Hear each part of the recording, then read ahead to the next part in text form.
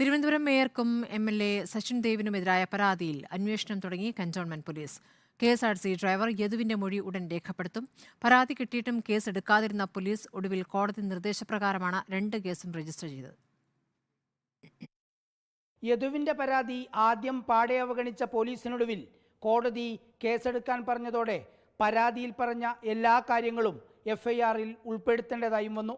ബസ്സിലെ CCTV ദൃശ്യങ്ങളടങ്ങിയ memory card മേയറും എം.എൽ.എയും ചേർന്ന് നശിപ്പിച്ചെന്ന ഗുരുതര പരാമർശമടങ്ങുന്നതാണ് ഇന്നലെ രജിസ്റ്റർ ചെയ്ത എഫ്ഐആർ. മേയറും ഭർത്താവും ബന്ധുക്കളുമടക്കം 5 പേരാണ് കേസിലെ പ്രതികൾ. അഭിഭാഷകൻ നൽകിയ പരാതിയിൽ ജാമ്യം ലഭിക്കാവുന്ന കേസാണെങ്കിൽ യദുവിൻ്റെ ഹർജി പ്രകാരം എടുത്ത കേസ് ജാമ്യം കിട്ടാത്തതാണ്. 2 കേസുകൾ ഉള്ളതുകൊണ്ട് ആദ്യം അഭിഭാഷകൻ കൊടുത്ത പരാതിയിലുള്ള കേസുമായി പോലീസ് മുന്നോട്ട് പോകാനാണ് സാധ്യത. യദുവിൻ്റെ പരാതിയിലെടുത്ത കേസിലും പോലീസ് നടപടികൾ വൈകിപ്പിക്കാനാവില്ല.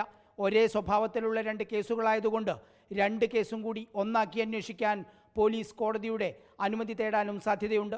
ഏതായാലും യദുവിൻ്റെ പരാതി പോലീസ് ഗൗരവത്തിലെടുക്കാത്തതിനാൽ കോടതി വഴി വന്ന കേസായതുകൊണ്ട് അന്വേഷണത്തിൽ വീഴ്ച വരുത്താനും ഇനി പോലീസിന് കഴിയില്ല. ചുരുക്കത്തിൽ യദുവിൻ്റെ പരാതിയിൽ കേസെടുക്കാതെ മേയറെയും എം.എൽ.എയും രക്ഷിക്കാൻ നോക്കിയ പോലീസിന് വലിയ തിരിച്ചടിയാണ് കോടതിയിൽ നിന്ന് കിട്ടിയത്.